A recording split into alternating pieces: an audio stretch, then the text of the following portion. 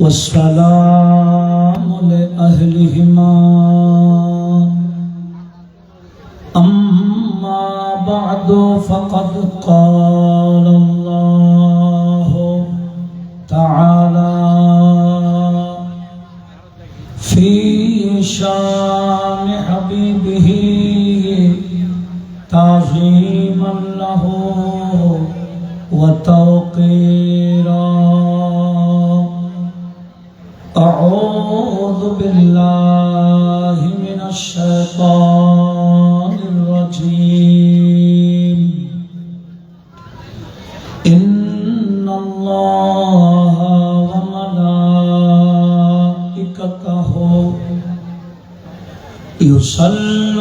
يصلون على النبي يا أيها الذين آمنوا صلوا عليه وسلموا تسليما صلى الله على سيدنا محمد وآله وأصحابه وسلم اللهم صل على سيدنا مولانا محمد وعلى آل سيدنا فاق النبيين في خلق وفي خلق ولم يدانوه في علم ولا كرم اللهم سيدنا مولانا محمد وعلى آل سيدنا আলহামদুলিল্লাহ ওয়াসসালাতু ওয়াসসালামু আলা রাসূলিল্লাহ। অধ্যকার চট্টগ্রাম হাটহাজারী ইউনিভার্সিটি ১ নং এডের বখতিয়ার ফকির বাড়ি তরুণ সংঘ এবং শিশু কিশোর সংঘের ব্যবস্থাপনায় পবিত্র ঈদে মিলাদুন নবী বড় করে বলি সাল্লাল্লাহু আলাইহি ওয়া আলিহি ওয়াসাল্লাম এবং হুজুর পীরানে পীর দস্তগীর বড় পীর শেখ জিলানী রাদিয়াল্লাহু তাআলা আনহুর ফাতিহা এবং বখতিয়ার ফকির রহমাতুল্লাহ আলাইহির ফাতিহা শরীফ উপলক্ষে আজ মুশান সুন্নি সম্মেলন 2024-এর সম্মানিত সভাপতি ফতেহপুর মঞ্জুরুল ইসলাম সিনিয়র মাদ্রাসার সাবেক সহকারী অধ্যাপক উস্তাদুল উলামা হযরতুল হাজ আল্লামা সুলাইমান আল কাদরি সাহেব কিবলা মুদ্দাসিল্লাহ এতক্ষণ যাবত তাকরীর পেশ করেছেন অর্কিড চর মোহাম্মদিয়া গৌসিয়া সুন্নিয়া মাদ্রাসার সম্মানিত অধ্যক্ষ হযরতুল হাজ আল্লামা হাসান রাজাল কাদরি মুদ্দাসিল্লাহ মঞ্চাসীন নিহায়াত কাবিল ইহতিরাম আমার ডানে এবং বামে অতীব শ্রদ্ধাভাজন হযরত উলামায়ে কেরাম সমবেত ব্রাদারানি মিল্লাত যারা যেখান থেকে আমাদের মাহফিলের আওয়াজ শুনছেন সর্বস্তরের মুসলিম মিল্লাত রহমানি ওয়া রাহিমাকুমুল্লাহ। রব্বুল আলামিনের দরবারে আমরা শুকরিয়া আদায় করছি যিনি আমাদের জীবনের সামান্য একটি অংশ আজকের এই গুরুত্বপূর্ণ মহতী অনুষ্ঠানে কাটাবার সুযোগ দান করেছেন। তাই শুকরিয়া আদার্থে সবাই একসাথে বলি আলহামদুলিল্লাহ। নবীজির পবিত্র চরণে বেহাদ রোদে পাকের হাদিয়া প্রেরণ করছি। যে নবীজির শরীয়ত সুন্নাত মোতাবেক জীবন গঠন করতে পারলে দুনিয়াতেও শান্তি আছে এবং আখিরাতেও নাজাতের ব্যবস্থা আছে। একটু বলুন আলহামদুলিল্লাহ। আমি আপনাদের শুকরিয়া আদায় করছি যারা মাহফিলে এসে বসেছেন, যারা যেভাবে আজকের মাহফিলের পিছনে শ্রম দিয়েছেন, সহযোগিতা করেছেন, সবাইকে মোবারকবাদ, ধন্যবাদ জানাচ্ছি এবং দোয়া করি আজকের এই মাহফিল আমাদের সকলের জন্য দুনিয়াতে শান্তি পাবার, আখিরাতে নাজাত পাবার ওসিলা হিসেবে কবুল করুক। একটু মোহাব্বতের আওয়াজ বলুন না আমিন। অত্র এলাকায় যত কবরস্থান আছে, আজকের উপহারগুলো সকল কবরবাসীদের কবরে কবরে পৌঁছিয়ে আল্লাহ ওনাদের কবরগুলোকে বেহেশতের বাগান হিসেবে কবুল করুক। একটু মোহাম্মতের আওয়াজ বলি আমিন। সম্মানিত হাজরিন, ওয়াজের যে একটা পরিবেশ,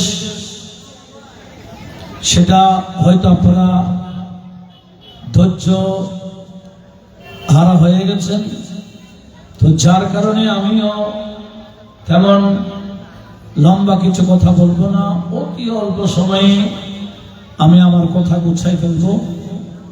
কারণ ওয়াজের যেটা পরিবেশ সেটা দিতে হয়। ওয়াজ তো এখন ওয়াজ নেই, এখন আমরা ওয়াজকে আওয়াজ নিয়ে গেছি। কোরআন সুন্নাহর আলোচনার বিষয়গুলোকে আমরা গুরুত্ব দেওয়ার জন্য রাজি না। আমরা আমাদের রুচি পরিবর্তন করে ফেলেছি, যার কারণে সুন্নিয়তের ময়দান খুব বেশি দুর্বলের দিকে। আজ শিক্ষিত সমাজ আমাদের মাহফিলে বসে না কেন? আমাদের মাহফিলে যে যতটুকু কোরআন সুন্নাহর আলোচনার দরকার ছিল আমরা সেগুলো উপহার দিতে পারছি না। শিক্ষিত সমাজের কাছে আমাদের মূল্যায়ন চলে যাচ্ছে। সেজন্য বড় পরিতাপ এবং দুঃখের কথা বলছি, আমরা এই সুন্নিয়তের ময়দানগুলোকে এই ওয়াজের ময়দানের মাধ্যমে দুর্বল করে ফেলতেছি। সেজন্য সর্বস্তরের মুসলিম মিল্লাতের কাছে অনুরোধ জানাবো, যে হারে আমরা সুন্নিয়তের মাঠকে দুর্বল করতে যাচ্ছি, ভবিষ্যতে সুন্নিয়তের মাঠ আরো দুর্বল হবে যদি কোরআন এবং সুন্নাহকে আমরা গুরুত্ব না দিই। কোরআন সুন্নাহর আলোচনাকে যদি আমরা যেভাবে গুরুত্ব দেওয়ার আছে সেভাবে গুরুত্ব না দিলে আমরা সুন্নি ময়দান মজবুত ছিল। ইমামে শেরে বাংলা রহমতুল্লাহ আলাইহির সে ওয়াজের বদৌলতে ওনার ওয়াজের সামনে কোনো বাতিল কিছু বলার সুযোগ ছিল না, ওনার সামনে দাঁড়াবার কোনো সাহস ছিল না। এ কথা কি অবাস্তব না বাস্তব? আমরা শেরে বাংলাকে দেখি নাই, শেরে বাংলা রহমতুল্লাহ আলাইহির পরবর্তী ইমাম আহলে সুন্নাত আল্লামা কাজী নূরুল ইসলাম হাশিমি হুজুরকে দেখেছি। উনি যাকে সব সময় রাখতেন শেরে মিল্লাত, মুফতি আহলে সুন্নাত আল্লামা ওবায়দুল হক নাঈমি রাহিমাহুল্লাহ তাআলাকে আমরা দেখেছি। ওনাদের মাঠের ময়দানের অবস্থাও দেখেছি। যেদিকে হাশিমি শাহ হুজুর আসবেন, নাঈমি শাহ হুজুর আসবেন, পাবলিসিটি হয়েছে, কোনো বাতিল আশেপাশে ছিল না। এরা আপন আপন জায়গায় নিরাপদ স্থানে চলে গেছিল। কথা বলুন ঠিক কিনা? আজ আমরা দেখছি আমাদের সুন্নি ময়দানের মাঠে বাতিল উঠে যাচ্ছে কিতাব নিয়ে। কারণ তারাও জানে যিনি ওয়াজ করতে আসছেন উনি কিতাব পড়তে জানে না।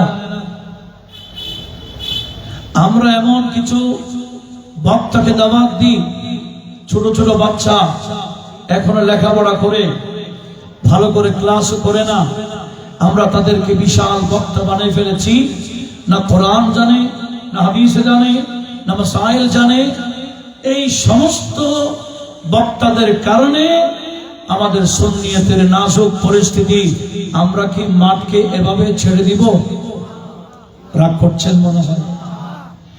কিয়ামতের অন্যতম আলামত আল্লামা সুয়ুতি আল জামিয়া সগীরে হাদিস নোট করেছেন, ওয়া মিন আশরাতি সাআ, কিয়ামতের অন্যতম আলামত আই ইউলতামাসু আল ইলমু মিন আসাগীর, ছোট ছোট বাচ্চাদের থেকে মানুষ দাওয়াত দেবে, এলম তালাশ করবে, হুজুর এই বিষয়ে আলোচনা শুনতে চাই, হুজুর তো এই বিষয়ে জানে না।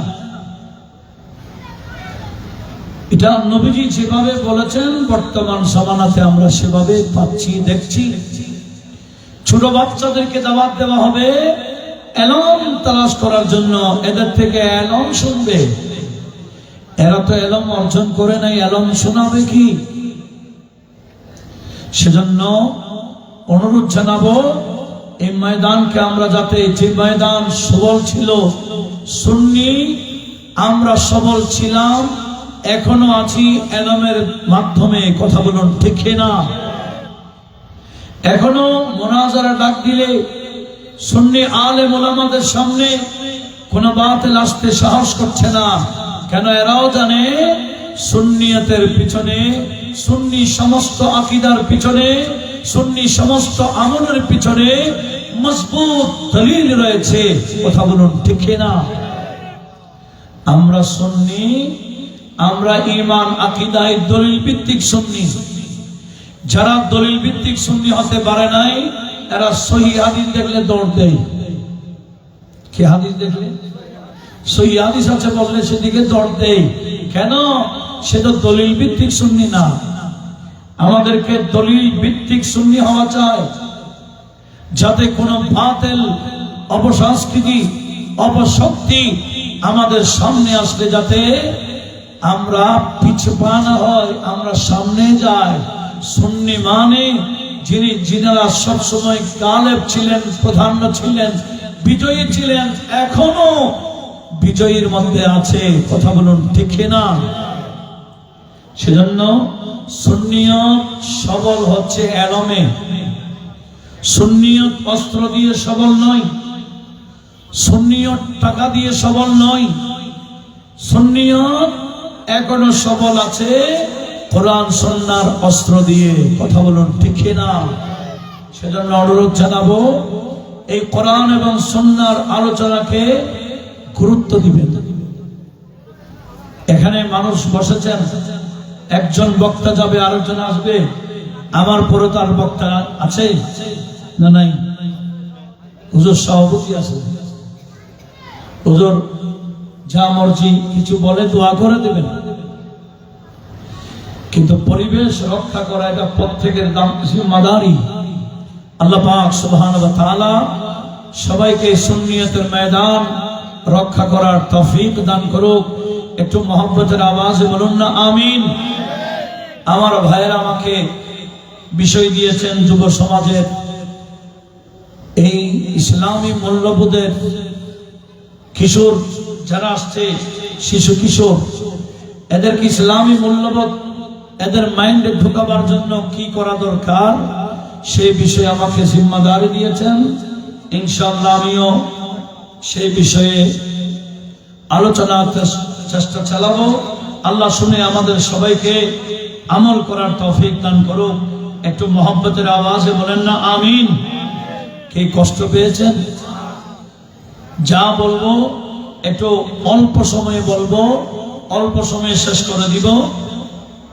গুরুত্ব সহকারে শোনার জন্য অনুরোধ করছি, এমন ভাবে শুনবো যাতে বিষয়টা অন্যকেও আমরা শেয়ার করতে পারি। বলেন ইনশাআল্লাহ। সবাই বলেন আমার আল্লাহ সুবহানাহু ওয়া তাআলা কি বলেছেন? সূরাতুর রুম আয়াত নাম্বার 54, যেখানে ইরশাদ হচ্ছে আউযু বিল্লাহি মিনাশ শাইতানির রাজীম। আল্লাহুল্লাযী খালাকাকুম মিন দু'ফিন সুম্মা জাআলা মিন বাদি দু'ফিন কুওয়া সুম্মা জাআলা মিন বাদি কুওয়াতিন দু'ফা। রব্বুল আলামিন বলেন, বান্দা আমার, আমি আল্লাহ তোমাদেরকে সৃষ্টি করেছি একেবারে দুর্বল অবস্থায়। তোমরা দুর্বল ছিল। কেমন দুর্বল? দুনিয়াতে আসার পরে আমরা বসতে পারি না, হামাগুড়ি খাইতে পারি না, হাঁটা দূরের কথা। কিন্তু পশু পাখি, পশু দেখেন মায়ের গর্ভ থেকে আসার পরে কিছুক্ষণ পরে দেয় দৌড়। কিন্তু আমরা মানব জাতি মায়ের গর্ভ থেকে আসার পরে এমন দুর্বল, আমরা 1 বছরের আগে হাঁটতে পারি না, এত দুর্বল। হাত দিয়ে ভর দিয়ে কিছু করতে পারি না, হাতের উপর ভর দিতে পারি না, পায়ের উপর চলতে পারি না, কথা বলতে পারি না, কাঁদন ছাড়া কিছু জানতাম না। আমার আল্লাহ বলেন আমি মহান সত্তা, যিনি তোমাদেরকে বানিয়েছি দুর্বল অবস্থায়।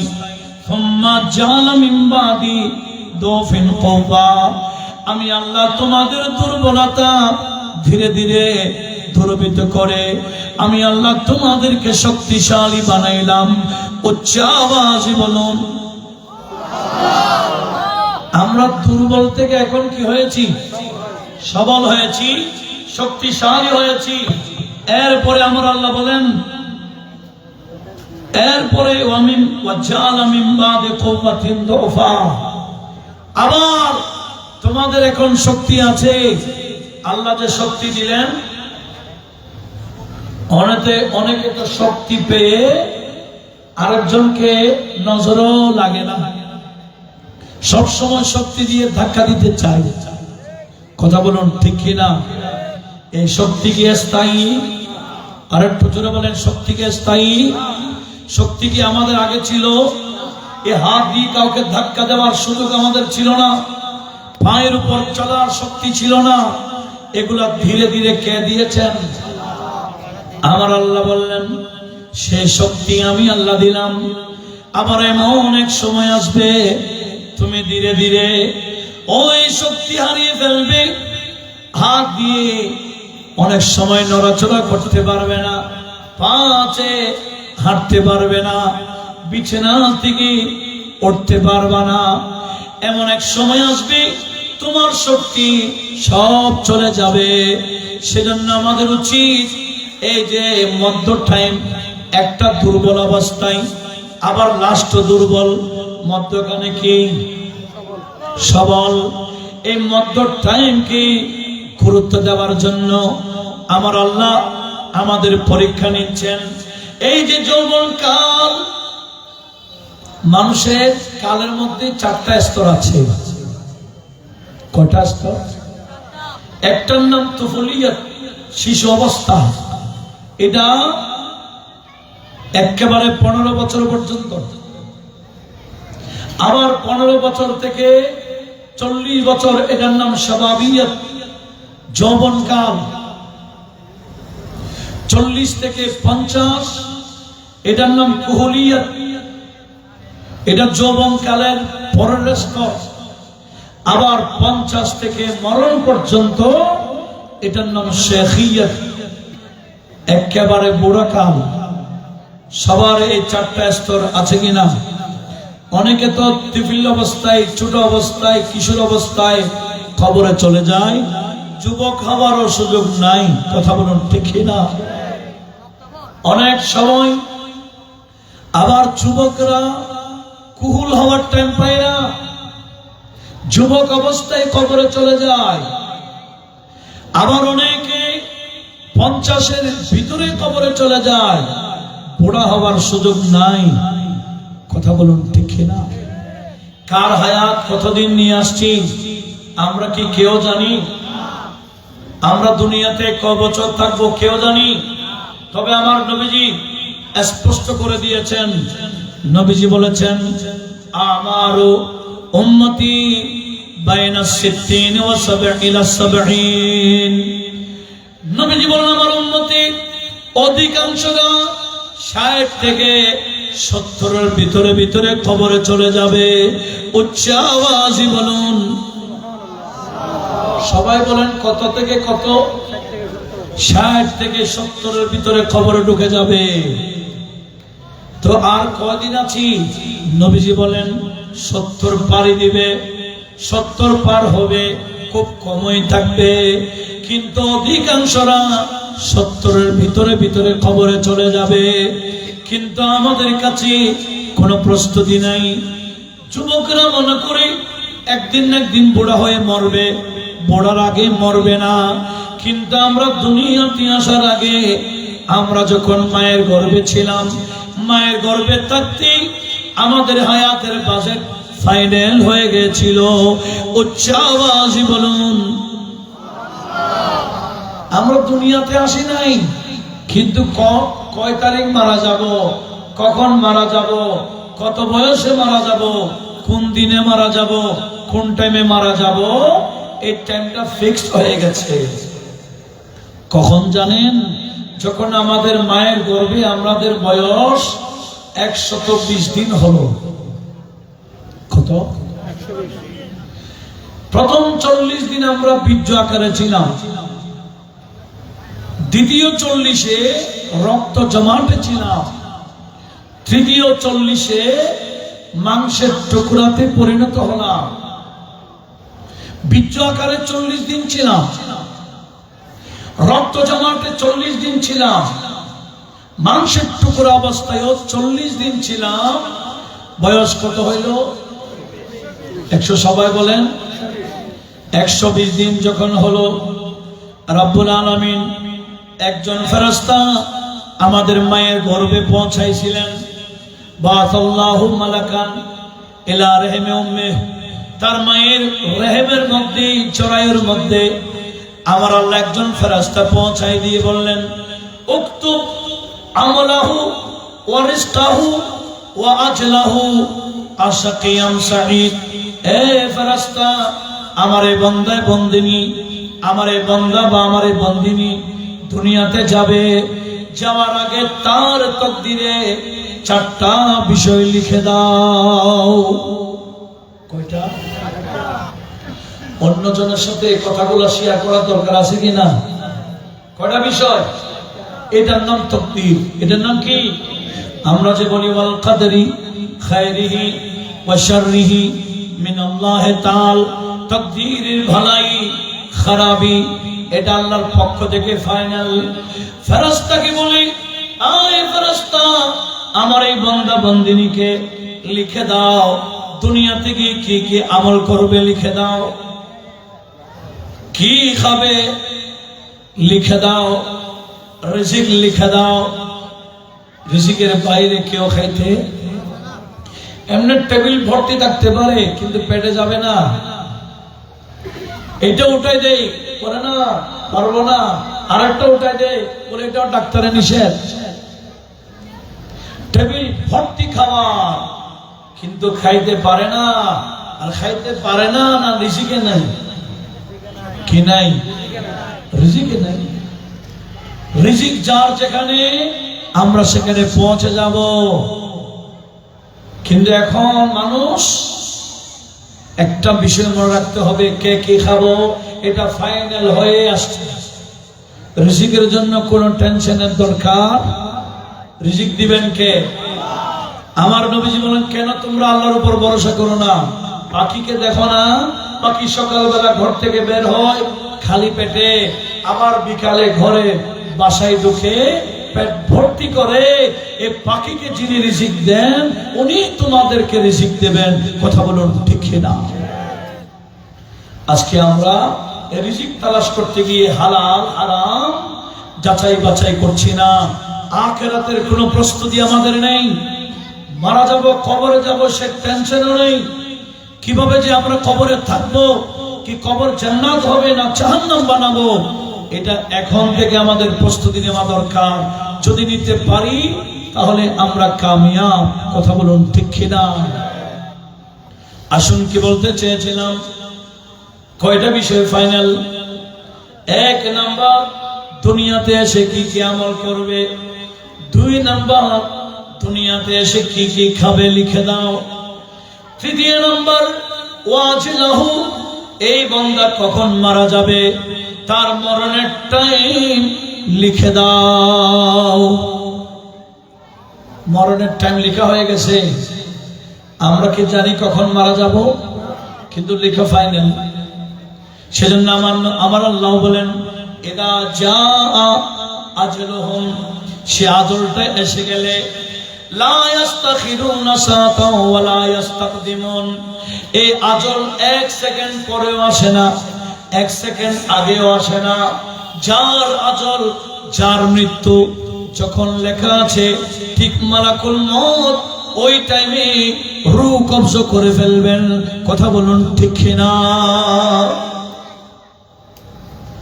অনেকে রাস্তায় বাড়িতে যাচ্ছে, কোথায় যাচ্ছে?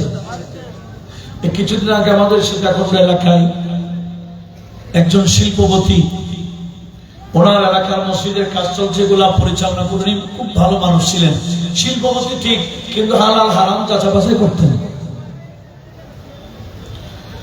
উনি যাচ্ছেন, বাসা হচ্ছে কর্নেলহাট, ছেলে ড্রাইভিং করে, ছেলে ড্রাইভিং করছে, বাবা সামনে বসা,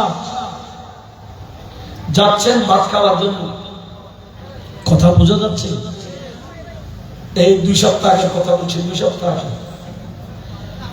ভাত খাওয়ার জন্য বাসায় যাচ্ছে, কিন্তু যেতে পারে নাই। ওদিকে সিটি গেটের আগেই অ্যাক্সিডেন্ট করে বাবা সেখানেই শেষ, ছেলে এখনো হাসপাতালে আছে। তো কি বললাম, কার কাছে কখন মালাকুল মউত আসবে? ইনি ভাত খাওয়ার জন্য যাচ্ছে, একটু ভাত খাইয়ে ফেলুক, তারপর আমি রূহ কবজ করবো, এই সুযোগ দিবে কি? কখনো। তা আমরা কিসের দুনিয়া করছি? কেন আমাদের এই বিষয়টা আমার নবীজি ভয় পেয়েছেন? নবীজি বললেন, ইন্নী লাস্তু আখশা আলাইকুম আতুশরিকু বাদি, উম্মত আমার ইন্তেকালের পরে তোমরা শিরিক করবে, এ ভয় আমার নাই। আমরা মাজারে গিয়ে কি শিরিক করি না ইবাদত করি? সবাই বলুন, সবাই। আমরা মাজারে কি শিরিক করি না ইবাদত করি? জিয়ারত এটা ইবাদত। কেন? জিয়ারতের মধ্যে সূরা ফাতিহা পড়ি, এটা ইবাদত। কুল হুয়াল্লাহু শরীফ পড়ি, ইবাদত। তাকাসুর পড়ি, ইবাদত। বুলুগ পড়ি, ইবাদত। সূরা ইয়াসিন পড়ি, ইবাদত। দুরূদ শরীফ পড়ি, ইবাদত। দোয়া করি, এটাও ইবাদত। কথা বলুন ঠিক কি না? আমরা মাজারে ঢুকে কার ইবাদত করি? আর আমাদের ইসলামী কিছু ভাইরা ইসলাম বুঝাইতে গিয়ে পূজা মণ্ডপে গিয়ে কি করছেন? এটা পাহারা তো দিচ্ছেন বাইরে, আবার কিছু ঢুকে ওয়াজ করতেছে, রামকৃষ্ণের ওয়াজ, নিজেও কান্দে, সবাইকে কান্দায়, ভেদ পড়ে, উলু দিচ্ছে, কত আনন্দ। এগুলার নাম কি? শিরিক বলেন না? আল্লাহ আমাদের সবাইকে বোঝার তৌফিক দান করুক। একটু আওয়াজ দিয়ে বলেন না আমিন। কে রাগ করতেছেন? বিরক্ত লাগছে? এত বিরক্ত বোধ করাবো না করতে। কি বলতে চেয়েছিলাম? তাহলে আমি যেটা বলতে চেয়েছিলাম, নবীজি বললেন আমার ইন্তেকালের পরে তোমরা শিরিক করবা, এই ভয় আমার নাই। তবে ওয়ালাকিন আখশা আলাইকুমুদ দুনিয়া আন তানাফাসু ফিহা, আমি নবী আমার ভয় হচ্ছে তোমাদের ব্যাপারে তোমরা দুনিয়াবাজ হয়ে যাবে, দুনিয়া দুনিয়া করে করে কবরের প্রস্তুতি নিবে না, আখিরাতের কথা ভুলে যাবে। এটাই আমি নবী ভয় পাচ্ছি। জোরে বলুন নাউজুবিল্লাহ। সেই সময়টা আসছে কিনা বলেন? মানুষ কি কবরের প্রস্তুতি নেয় না বিল্ডিং এর প্রস্তুতি নেয়? 20 তলা করলেও মন ভরে না, আর একটা কিভাবে করবে 25 তলা। একটার পর একটা বিল্ডিং করার জন্য আমরা প্রস্তুতি করছি, প্রস্তুতি নিচ্ছি, কিন্তু একদিন যে নিঃশ্বাস বন্ধ হয়ে যাবে, কোটি কোটি টাকা খরচ করে যে বিল্ডিং করলাম, এখানে একদিনও রাখা হবে না। একদিনও রাখবে না, সে বিল্ডিং থেকে বের করে দেবে। যেখানে রিক্সাওয়ালা শুয়ে আছে, এক কোটিপতিকে সেখানে শোয়াই দিবে। কথা বলুন ঠিক না? একদিন ফারুক আজম রাদিয়াল্লাহু তাআলা আনহু জান্নাতুল বকিতে গেলেন। জান্নাতুল বকিতে গিয়ে জিয়ারত করলেন। জিয়ারত করার পরে কবরবাসীদের সাথে কথা বলার প্রস্তুতি নিলেন। আচ্ছা বলেন তো দেখি, আমরা কি কবরস্থানে গেলে কবরবাসীর সাথে কথা বলতে পারি? আপনারা পারেন মনে হয়? শেরে বাংলা রহমতুল্লাহ কিন্তু পারতেন। কে? শেরে বাংলা রহমতুল্লাহ যত শত বছর আগে মাজারওয়ালা হোক না কেন, সে মাজারওয়ালার সাথে কথা না বলে বের হইতেন না। কেন? ওনার কাছে এলোমেটা ছিল। আপনি যদি এলোমেটা অর্জন করেন আপনিও পারবেন, কিন্তু এলোমেটা আমাদের নাই। বলে কেমনে? আর কেমনে তুমি এলোমেটা অর্জন করো নাই? তুমি বুঝবা কিভাবে? এটার নাম ইলমু কাশফুল কুবুর। কাশফুল কুবুরের এলম যদি অর্জন করা যায় তাহলে কবরবাসীদের সাথে কথা বলার সুযোগ আছে। একটু বড় আওয়াজে বলুন সুবহানাল্লাহ। শের বাংলা যদি কবরবাসীর সাথে কথা বলতে পারে, ফারুক আজম কম পারবে না বেশি পারবে? এখন কথা বলতেছে জান্নাতুল বকিদের সাথে। বললেন, কবরবাসী, আজকে আমি ওমর তোমাদেরকে খবর দিব। তোমাদের খবর, খবর আমার না, তোমাদের খবর যেগুলা জমিনে আছে, উপরে আছে, জমিনের উপরে তোমাদের খবর, এগুলো আমি তোমাদেরকে শোনাবো। আর তোমরা তোমাদের খবর যেগুলা জমিনের ভিতরে, এগুলা তোমরা আমাকে শোনাইও। উচ্চ আওয়াজে বলুন তোমাদের খবর উপরের গুলো আমি দিব, ভিতরের গুলা তোমরা দিবা। তখন খবরবাসীদের বললেন, আমিরুল মুমিনিন ঠিক আছে, আপনি শোনান, আমরা শুনতেছি। তখন ফারুক আজম একটা একটা খবর দিচ্ছেন। এক নম্বর খবর দিলেন, হে কবরবাসী, ইন্না সুওয়াজাকুম তাসাফফাজনা। এই কবরবাসী, তোমরা দেখো কবরে, আর তোমাদের স্ত্রীগণ দুনিয়াতে। এটা জমিনের উপরে। তোমরা মারা যাওয়ার পরে 4 মাস 10 দিন পার হয়ে যাওয়ার পরে, ইদ্দত শেষ হয়ে যাওয়ার পরে তোমাদের স্ত্রী তোমাদের নাই। এই তোমাদের স্ত্রীগণ এখন অন্য জনের স্ত্রী হয়ে গেল। এক নম্বর খবর, তোমাদের বউ নাই, এগুলা আরেকজনের বউ হয়ে গেছে। এগুলো হবে কিনা? শুধুমাত্র আরেকজনের সাথে বিয়ে হবে না ইন্তেকালের পরে। এগুলা হচ্ছেন নবীজির স্ত্রীগণ। আমাদের নবীর ইন্তেকালের পরে নবীর স্ত্রীগণ কেউ বিয়ে করতে পারবে না বলে আমার আল্লাহ কোরআনের আয়াত নাযিল করে দিলেন। নবীজির স্ত্রীগণ আর কেউ বিয়ে করার অনুমতি নাই। সিদ্দিক আকবর নবীজির পরে, সিদ্দিক আকবর ওনার ইন্তেকালের পরেও ওনার স্ত্রীকে বিয়ে করেছেন মওলা আলী শের খুদা ইদ্দত পালনের পর। তাহলে সিদ্দিক আকবরের স্ত্রীও হযরত আলী বিয়ে করেছেন, কিন্তু করতে পারবে না কার? নবীজির স্ত্রী। লক্ষ্য করুন তো। ফারুক আজম বললেন, এই কবরবাসী, তোমাদের স্ত্রীগণ তোমাদের স্ত্রী নাই, এরা অন্যজনের স্ত্রী হয়ে গেছে। এক নম্বর খবর দিয়ে দিলাম। এই খবর কি শুধু ওনাদের, আমাদের হবে না? এটা একটু জোরে বলেন না, হবে কি না? দ্বিতীয় নম্বর, ওয়ামওয়ালাকুম ক্বাদ তাফাররাকাত।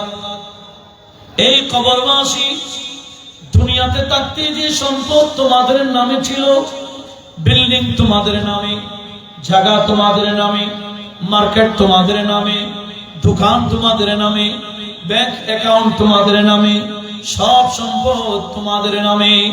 তোমরা যখন কবরে চলে আসছো, এখন ওই সম্পদ তোমাদের নামে নাই।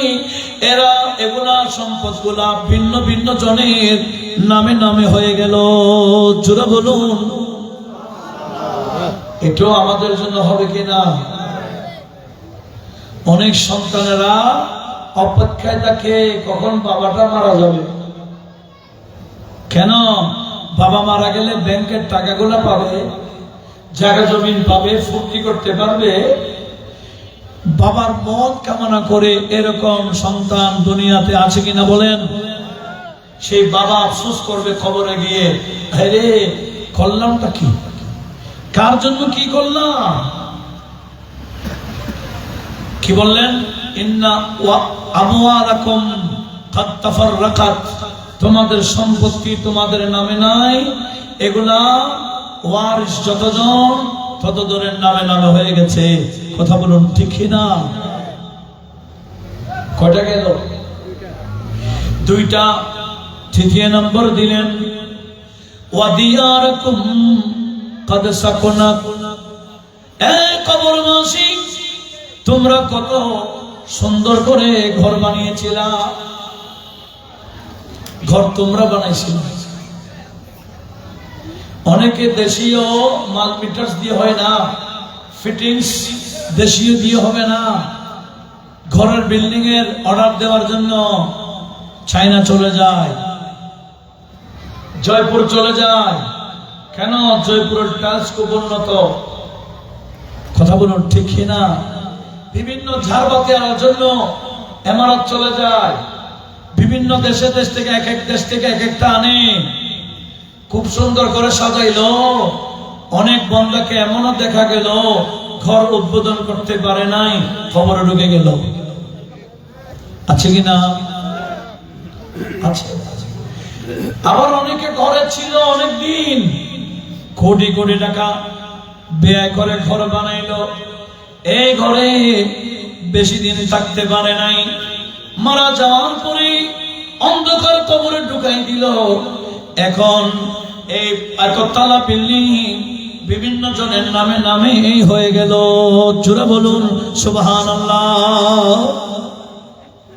ফারুক আজম বললেন, তোমাদের ঘরও আরেকজনের বসত বাড়ি হয়ে গেছে। কয়টা কবর দিলেন? কয়টা দিলেন? এক নম্বর, তোমাদের স্ত্রীগণ তোমাদের স্ত্রী নাই, এখন আরেকজন হয়ে গেল। দুই নম্বর, তোমাদের সম্পত্তি আরেকজনের নামে নামে হয়ে গেছে। তিন নম্বর, তোমাদের ঘরে অন্যজন থাকতেছে। ঘর বানাইলা তুমি, থাকে অন্যজন, আর তুমি এখন মাটিতে শুয়ে আছো। তখন কবরবাসীদের মধ্যে একজন মেথর উঠলেন, ওগো আমিরুল মুমিনিন, আপনি যা যা বলেছেন আসলে বাস্তব। আপনি আমাদেরকে যা শোনালেন আমরা শুনলাম, এবার আমাদের ভিতরের খবর আপনাকে দিচ্ছি, আপনি একটু শোনেন। তখন বলতেছেন একজন কবরবাসী, ওগো আমিরুল মুমিনিন, মা আমিল্লা, দুনিয়ার মধ্যে যা আমল করেছিলাম কবরে আসার পরে বাঁচাতে না হো, এই কবরে আসে এগুলোর সওয়াব বরাবর পেয়ে গেছি। কি বলেছেন? যা আমল করেছি কবরে এসে সব পেয়ে গেলাম। তাহলে আমলের সওয়াব কোথায় যাবে? ব্যাংকের টাকা যাবে? আত্মীয় স্বজন ঢুকবে একসাথে? না, আত্মীয় চলে আসবে, টাকা সম্পদও চলে আসবে। কবরে আমাদের আপনাদের সঙ্গী হিসেবে থাকবে কি? আমল। আজকে সে আমলকে আমরা গুরুত্ব দিচ্ছি না। যুবকরা মনে করছে সে স্থায়ী যুবকই থাকবে। যুবক কি যুবক থেকে যাবে? এই যৌবনকাল কেন দিলেন? আল্লাহ পাকের পক্ষ থেকে পরীক্ষা। এই যৌবনকালে আমরা কতটুকু আখিরাতের জন্য প্রস্তুতি নিচ্ছি? আমাদের যুবক ভাইরা মনে করেছেন এই যৌবনকালটা আমাদেরকে দিয়েছেন আল্লাহ একটু ফুর্তি করার জন্য। কি যৌবনকাল কি ফুর্তি করার জন্য দিয়েছেন? কি জন্য দিলেন? আমার নবীজি বলেছেন, রব্বুল আলামিন ফেরেশতাদেরকে দেখায় এবং অহংকার করে। কাকে জানেন? যে যুবক প্রতিদিন মসজিদে যায়, প্রতিদিন তাহাজ্জুদে উঠে যায়, প্রতিদিন নামাজ কালাম পড়ে ইবাদত বন্দেগীতে মত্ত থাকে, নবীজির শরীয়ত সুন্নাত মোতাবেক জীবন গঠন করে, এরকম যুবক আসেনি না? আমার নবী বললেন, ইন্নাল্লাহা ইউবাহিল মালাইকাতা, রব্বুল আলামিন ফেরেশতাদের সামনে অহংকার করে বিশ্ববাবিল আবিদি, ওই যুবককে নিয়ে, যে যুবক ইবাদত করে। আল্লাহ কি বলে জানেন? হে আমার ফেরেশতারা, দেখো দেখো, উনজুরু ইলা আবদি, আমার এই বান্দাকে দেখো, তারাকা শাহাওয়াতাহু লিআজলি, এই যুবক, তার মতো অনেক যুবক ডিজের মধ্যে আছে, অনেক যুবক ব্যান্ডের তালে তালে নাচতেছে, অনেক যুবক প্যাকেজ অনুষ্ঠান করতেছে, অনেক যুবক বেহায়াপনায় লিপ্ত আছে। কিন্তু দেখো দেখো, এই আমার বান্দা তারাকা শাহাওয়াতাহু লিআজলি, তার চাহিদা কি তরক করে দিয়েছি আমি আল্লাহকে রাজি করার জন্য। সে সব সময় আমার বন্ধু নবীর শরীয়ত এবং সুন্নাত মোতাবেক চলে।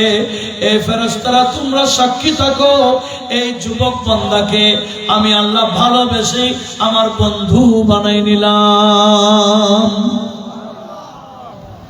যত আল্লাহর ওলি আছে, ওনাদের জীবন খুলে দেখেন গা, ইনাদের জীবন যৌবন কালটা ইবাদতে কাটিয়েছেন। খোশবাগের জীবন দেখেন, বিয়ে করেছেন 50 বছর পর। খাজা গরিব নওয়াজের কি অবস্থা? অনেক আল্লাহর বড় বড় ওলিরা ইবাদত করার জন্য মূল টাইমটাকে পাহাড়ে কাটাই দেয়। কোথায়? আপনাদের বিরক্ত লাগছে মনে হয়? এই ওয়াজ খারাপ লাগে? আমি এটা ওয়াজ করতেছি, আওয়াজ করতেছি না। এগুলোর নাম কি? ওয়াজ। এই ওয়াজকে গুরুত্ব দেন, দেখবেন ভবিষ্যৎ কামিয়াব হবে। আমাদের এখনো টাইম চলে যায় নাই। আফসোস করলে লাভ হবে না। কখন খবরে ঢুকে, আরে এততলা বিল্ডিং কেন দিয়ে আসলাম, এরা তো তাকে এখানে গুনাহের কাজ করে আমি বাবাকে স্মরণ করছে না, আমি বাবার জন্য দোয়া করে না, ইস্তেগফার করে না, কোন ইসালে সেবা করছে না, এরকম আফসোস করবে অনেক বান্দা খবরে গিয়ে। কিন্তু এখনো তো আমরা খবরে যাইনি। খবরে যাওয়ার আগে আফসোস করলে লাভ আছে। আফসোস করে অতীতের জীবনের উপর আমাদেরকে আফসোস করতে হবে। আগামী কিভাবে এই কালটা আমরা কাটাবো, কিভাবে আমরা খবরটাকে বেহেশত বানাবো, আমাদেরকে এখন থেকে প্রস্তুতি নিতে হবে। আমরা কি রাজি আছি? যুবক ভাইদেরকে বলছি, পারলে একটু লক্ষ্য করি, কয়দিনের যৌবন কাল। जिंदगानी जवानी भी 2 दिन की है, जिंदगानी जवानी भी 2 दिन की है, अल्लाह अल्लाह करो, एक मोहब्बत है, अल्लाह अल्लाह करो, दुनिया वालों ये दुनिया तो 2 दिन की है, अल्लाह अल्लाह करो, अल्लाह अल्लाह करो, अल्लाह अल्लाह करो, जिंदगानी जवानी भी 2 दिन की है, अल्लाह अल्लाह करो, अल्लाह अल्लाह करो, सलातुनिया।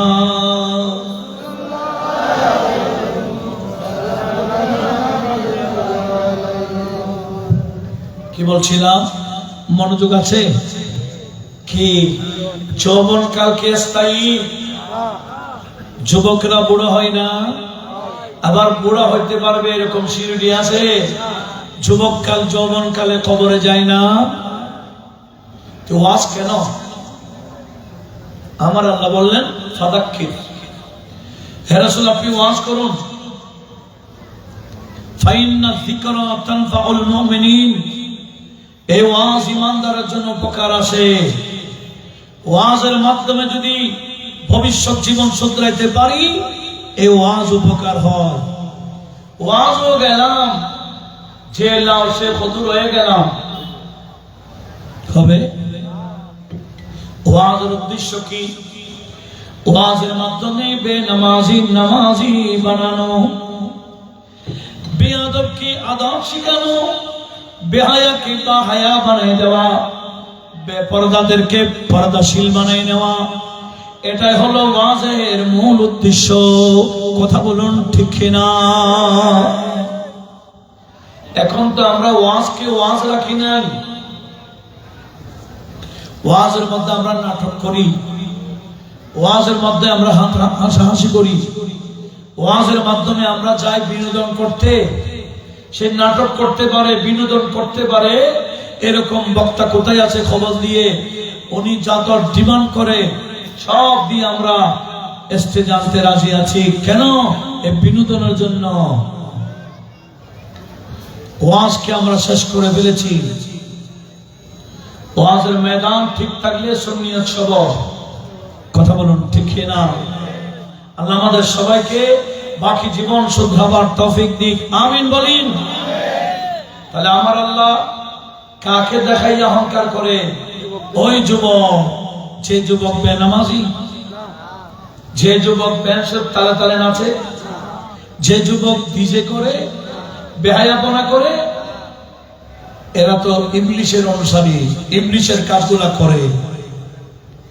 আমার আল্লাহ বললেন, ইয়া আইয়ুহাল্লাযীনা আমানু উদখুলু ফিস-সিলমি কাফা ওয়ালা তাত্তাবিউ খুতুওয়াতিশ শাইতান। এই যারা ঈমান এনেছো, আমি আল্লাহ বলে দিলাম তোমরা ইসলামের মধ্যে পরিপূর্ণভাবে প্রবেশ করো।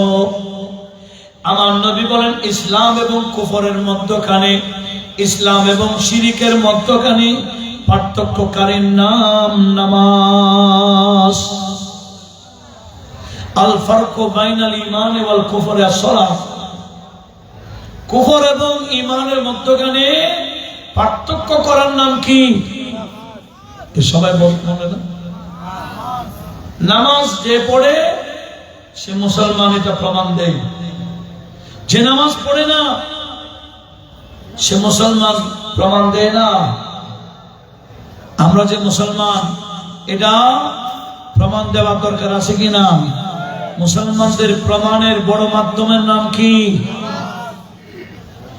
এখন তো আমরা নামাজ তো নিজেও পড়ি না, ছেলে মেয়েকেও নামাজই বানাই না। এই ফজরের নামাজের টাইম আসবে, নিজেও ঘুম, সপরিবার ঘুম। কয়টা ফ্যামিলি আছে ফজরের নামাজ বাওয়াক্ত আদায় করে? এক সময় আমরা ছোটকালে দেখেছিলাম, গোটা এলাকায় উঠে গেছে নারী পুরুষ, ছেলে মেয়েরা বুকে কোরআন নিয়ে মক্তবে চলে যাচ্ছে। গুনগুন সবাই মক্তবে কোরআন পড়ে, আর ঘরে যারা মা বোনরা আছে এরাও ঘরে কোরআন শরীফ পড়তেন। এ কথা বাস্তব না বাস্তব? এখন কি সে পরিবেশ আমাদের কাছে আছে? আমরা কোরআন বন্ধ করে দিলাম, যার কারণে আমাদের ভিতরে রোগ সৃষ্টি হয়ে গেছে। এমন এমন রোগ সৃষ্টি হলো ডাক্তারও ধরতে পারে না। এমন এমন পরীক্ষা দেয়, হাজার লক্ষ লক্ষ টাকাও ব্যয় করে ফেলে পরীক্ষা দিতে দিতে, এরপরও রোগ নির্ণয় করতে পারতেছে না। কথা বলুন ঠিক না? আরে পরীক্ষার দরকার ছিল না, রোগ দিয়েছেন আমার আল্লাহ। আমরা যদি নিয়মিত কোরআন পড়তাম, এই কোরআনের কারণে ভিতরে রোগ থাকলেও আমার আল্লাহ রোগ গুলাকে দূরীভূত করে দিত কোরআন তেলাওয়াতের মাধ্যমে। জোরে বলুন। কোরআনকে উঠাই দিয়েছি, সহজে আমাদের ঘরের ভিতরে রোগ ঢুকে গেছে। আমরা কতদিন ভুলে থাকবো? আসুন আমরা আমাদের পুরাতন ঐতিহ্যের দিকে ফিরে যাই। বেনামাজি সকল নামাজি হয়ে যায়, বেকালামি সকল কালামি হয়ে যায়। আমরা যারা শরীয়ত সুন্নতকে ধার ধারি না, আসুন নবীজির পিছনে আমরা চলি। নবীজির পিছনে চললে নবী যেখানে, আমরাও সেখানে যেতে পারবো। আর ইবলিশের পিছনে চললে ইবলিস যেখানে যাবে সেখানে আমাদেরকে যেতে হবে ইবলিসের পিছনে পিছনে। এবার আমি আপনাদের থেকে জানতে চাই, ইবলিস যাবে কোথায়? কোনো সন্দেহ আছে? আমার আল্লাহ ইবলিসকে সম্বোধন করে বললেন, লা আমলা আন্না জাহান্নামা মিনকা ওয়া মান তাবিয়াক। আই ইবলিস, তোকে এবং তোর অনুসারী দিয়ে আমি আল্লাহ জাহান্নামকে ভরপুর করে দেব। জোরে বলুন নাউজুবিল্লাহ। ইবলিস এবং ইবলিসের অনুসারী দিয়ে জাহান্নাম ভরপুর করবে, আর যারা নবী এবং নবীজির অনুসরণ করবে, আমার আল্লাহর জন্য নবীজি এবং নবীজির পিছে পিছে যারা চলবে, এদেরকে জান্নাতে স্থান দেবে। এই কথাটা আমার নবী বুখারী শরীফের হাদিস, মিশকাতও আছে। নবীজি বললেন, কুল্লু উম্মতি ইয়াদখুলুনাল জান্নাহ, আমার সকল উম্মত পুরুষ হোক নারী হোক সবাই জান্নাতে যাবে, ইল্লা মান আবা, হ্যাঁ যারা আমি নবীকে অস্বীকার করবে তারা জান্নাতে যেতে পারবে না। সাহাবারা বললেন, মান আবা ইয়া রাসূলুল্লাহ, হুজুর আপনাকে অস্বীকার করবে কারা? তখন নবীজি বলেন, মান আতানি দাখালাল জান্নাহ ওয়া মান আসানি দাখালান নার। আমি যে রোড তোমাদেরকে দেখিয়ে দিলাম, আমার রাস্তায় তোমরা যদি চলতে পারো তো জান্নাতে যেতে পারবা, আর আমি নবী দেখানো রাস্তা যদি বাদ দাও তাহলে তোমাদেরকে জাহান্নামে যেতে হবে। জোরে বলুন নাউজুবিল্লাহ। আল্লাহ আমাদের কি জিম্মাদারি দিয়েছেন? বান্দা আমার, তুমি জাহান্নাম থেকে তুমি বাঁচাও, তোমার পরিবারকে বাঁচাও। এখন আমি নিজেও বাঁচি না, পরিবারকে জাহান্নামের আগুন থেকে বাঁচাবার চেষ্টা চালাচ্ছি না।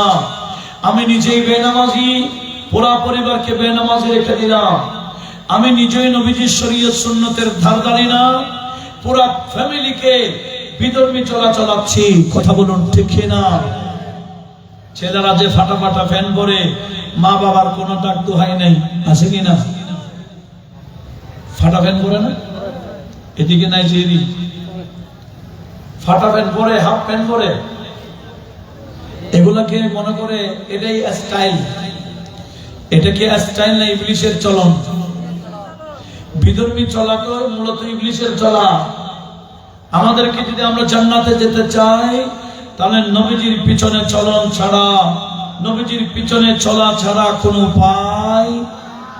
এখনো সময় আছে, এখনো কার কাছে কখন মালাকুল মউত এসে রূহটা নিয়ে ফেলে আমরা কেউ জানি না।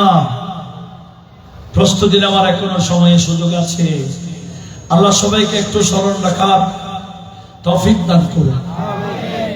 নবীজি বলেন, লা ইউমিনু, কেউ আহাদুন, কেউ ইমানদার হতে পারবে না, হাত্তা ইয়াকুনা হাওয়াহু তাবান মা জিতু বিহি। নবীজি বললেন, তোমাদের একটা মনের চাহিদা, তোমাদের মনের চাহিদাকে যতক্ষণ না জলাঞ্জলি দিতে পারবে না, তোমাদের মনের চাহিদাকে শেষ করে দিতে পারবে না, আমি যা নিয়ে আসছি আল্লাহ পাকের পক্ষ থেকে, যে শরীয়ত নিয়ে আসলাম, যে সুন্নাহ আমি তোমাদেরকে দিলাম, এটাকে যতদিন গুরুত্ব দিবে না, তোমার মনের চাহিদাগুলোকে কোরবানি যতক্ষণ দিবে না, ততক্ষণ তুমি ইমানদার দাবি করাটা ভুল হবে। জোরে বলুন নাউজুবিল্লাহ। এখন আমরা অধিকাংশ মুসলমান নবীজি যা বলেছেন তার উল্টা চলি, যা করতে নিষেধ করেছেন সেগুলো আরো বেশি করি। এটা অবাস্তব না বাস্তব? নবীজি বলেছেন পায়ের গিরার নিচে কাপড় পরিও না। পুরুষদেরকে বললেন কি, পায়ের গিরার নিচে কি পড়িও না, কাপড় পরিও না।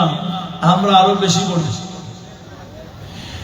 মহিলাদেরকে বলেছেন ঘর থেকে বের হওয়ার সময় পায়ে মজা দিয়ে ঢুকাও, বের হও। এখন ওনারা পায়ের গিরার উপর নয়, অনেক উপর উঠাচ্ছে, ডোলা ডোলা কাপড়, বাতাস আসলে আরো উপরে উঠাই দেয়। সম্পূর্ণ বিপরীত চলছে। এই মা বোনরা এমন এমন ড্রেস পরছে, যে ড্রেস পরার পরেও উলঙ্গ হয়ে থাকতে এদের কোনো লজ্জাবোধ হচ্ছে না। কথা বলুন ঠিক কিনা? এমন পোশাক পরছে যে পোশাক পরার পর শরীর দেখা যায়। আমার নবীজি বলেন সিনেফানে মিন আহলিন নার, দুইটা খাসলত জাহান্নামে যাওয়ার মাধ্যম। কয়টা খাসলত? একটা পুরুষের আর একটা নারীদের। পুরুষের খাসলত কি? নবীজি বললেন এমন একটা সময় আসবে কিছু পুরুষ দেখা যাবে ফি আইদিহিম সাওতুন কাদনাবিল বাকরা। আখিরে জামানায় এমন কিছু পুরুষ দেখা যাবে যাদের হাতে দুর্রা থাকবে, লাঠি থাকবে, লম্বা লম্বা গরুর লেজের মতো। ইয়াদরিবু বিহান নাস, সেই পুরুষেরা অন্যায়ভাবে মানুষকে মারবে। এরা সব জাহান্নামী পুরুষ। আপনারা একটু লক্ষ্য করুন, এবারও মিলাদুন নবীর জুলুসের মধ্যে আমরা ওই পুরুষকে, জাহান্নামী পুরুষকে দেখেছি। কথা বলুন ঠিক কিনা?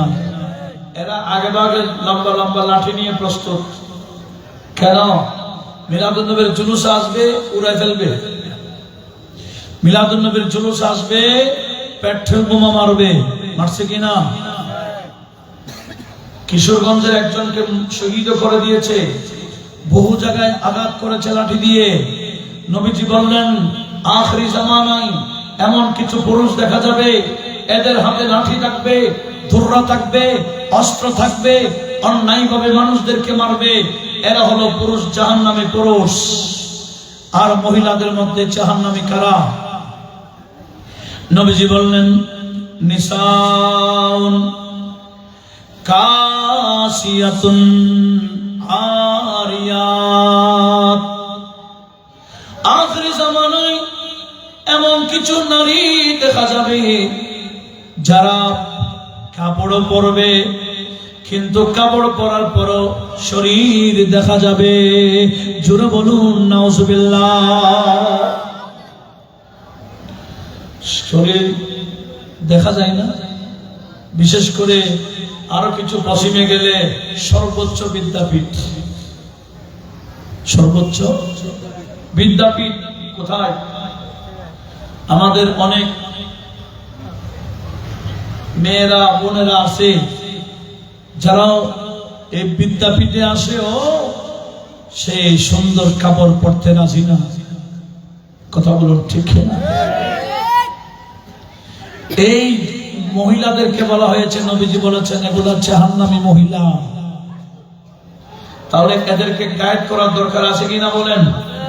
বাবা হলে বাবাকে গাইড করতে হবে, ভাই হলে ভাই, চাচা মামা হলে এদেরকে, স্বামী হলে স্বামীকে অবশ্যই গাইড করতে হবে। আপনি মনে করিয়েন না আপনি নামাজি কালামে আপনি পার হয়ে যাবেন। নয় নয়, অনেক বাবা জাহান্নামে যাইবে, ফেসে যাবে, জান্নাতে যাইতে পারবে না ছেলে মেয়েকে গাইড না করার কারণে। অনেক স্বামী জাহান্নামে স্বামীকে উপর করে ফেলবে। কেন? স্ত্রীকে শরীয়ত মোতাবেক গাইড না করার কারণে। সেজন্য আমার নবীজি যারা স্ত্রীকে গাইড করতে পারে না, স্ত্রী স্ত্রীর মতো চলে, স্বামী কোনো গাইড করতে পারে না, স্বামীগুলা মেনে নেই, ওই স্বামীকে আমার নবীজি দায়ুস বলেছেন। কি বলেছেন? দায়ুস এটা আমাদের চট্টগ্রামের ভাষা নয়, চট্টগ্রামের ভাষা নয়, যে নবীজির ভাষা। নবীজি বললেন মান আতা হাওয়া জাওজাতিহি ফাহুয়া দায়ুসুন ওয়া দায়ুসু লা ইয়াদখুলুল জান্নাহ। শুনো, যে সমস্ত পুরুষ স্ত্রীদেরকে গাইড করতে পারে না, স্ত্রীর বেহায়াপনা মেনে নেই, স্ত্রীর বেনামাজি মেনে নেই, স্ত্রীর বেপরদাই মেনে নেই, স্ত্রী মার্কেটে মার্কেটে ঘোরাটাকে মেনে নেই, স্ত্রী মেকআপ করে ঘুরে, বিউটি পার্লারে গিয়ে সাজে সাজার ঘুরে, এই সমস্ত যে সমস্ত স্বামীরা মেনে নেই, আমার নবীজি বলে ওই স্বামীর নাম দায়ুস। ওই স্বামীর নাম কি? ওয়াদায়ুস লা ইয়াদখুলুল জান্নাহ, ওই দয়ুস পুরুষ জান্নাতে যেতে পারবে না। আকাব্বাহুল্লাহু ফিন্নার, আমার আল্লাহ দয়ুস স্বামীকে জাহান্নামে উপর করে ফেলবে। জোরে বলুন নাউজুবিল্লাহ। এই ওয়াজের মাধ্যমে কিছু শেখার দরকার আছে কিনা? এগুলা যদি আমরা মনে রাখতে পারি, আজকের ওয়াজ সার্থক। কথা বলুন ঠিক কিনা? আজকের ওয়াজ সার্থক যদি কয়েকটা আমল আমরা যদি মনে রাখতে পারি, এই আখিরাত কার কাছে কখন যে মালাকুল মউত এসে যায় আমরা তো কেউ জানি না। সেজন্য আমি একটা হাদিস আপনাদেরকে শোনাচ্ছি, যে হাদিসখানা আবু দাউদ শরীফের মধ্যে 4833 নং হাদিস, আবার তিরমিজি শরীফে 2378 নম্বর হাদিস। হযরত আবু হুরায়রা রাদিয়াল্লাহু তাআলা হাদিস বর্ণনা করেছেন। হাদিসটা নবীজি ইরশাদ করেছেন, ক্বালান নবিয়্যু, বড় করে বলুন সাল্লাল্লাহু আলাইহি ওয়াসাল্লাম, কি আর রাজুলু আলা দীন খালিলিহি, প্রত্যেকটা মানুষ আপন বন্ধুর ধর্মে চলে। প্রত্যেক মানুষ আপন বন্ধুর ধর্মে চলে। বুঝেন না? মনে হয় বন্ধু নামাজি হলে বন্ধু নামাজি হয়, বন্ধু বোতলি হইলে বন্ধুকে বোতলি বানাই ফেলে। বন্ধু যদি হারাম খোর হয়, বন্ধুকে হারাম করবা নাই। বন্ধু যদি ব্যান্ডের তালে তালে নাচে, বন্ধুকে ওই কাজ করাই। বন্ধু ডিজেওয়ালা হলে বন্ধুকে ডিজে পার্টি বানাই। কথা বলুন ঠিক কিনা? নবীজি বলেন আল রাজুল আলা দীনে খালিলি, প্রত্যেকটা মানুষ আপন বন্ধুর ধর্মে চলে। ফালিয়ানজুর আহাদুকুম মিম্মা ইউখালিল, নবীজি বললেন উম্মত শোনো, বন্ধু বানাবার আগে তুমি কাকে বন্ধু বানাচ্ছ আগে দেখে শুনে বন্ধু বানাও। এই বন্ধু তোমাকে জান্নাতে নিয়ে যাবে না বন্ধু জাহান্নামের পথ ধরায় দিবে। বন্ধুকে বানাইবার আগে বন্ধুর রাস্তা কোনটা তুমি দেখো। জোরে বলুন।